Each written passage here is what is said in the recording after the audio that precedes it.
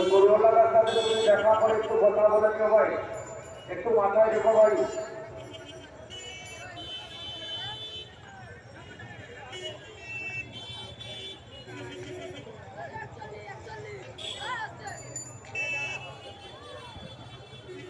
মসজিদের সামনে একটা কার হবে, যে ভাই আছো ওখানে মসজিদের সামনে একটা কার হবে,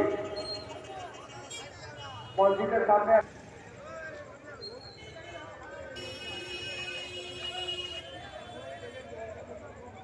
গরু বিক্রেতা ভাইদেরকে বলবো অবশ্যই করে 60 টাকা দিয়ে নেবে, 5,001 টাকা ফাইন।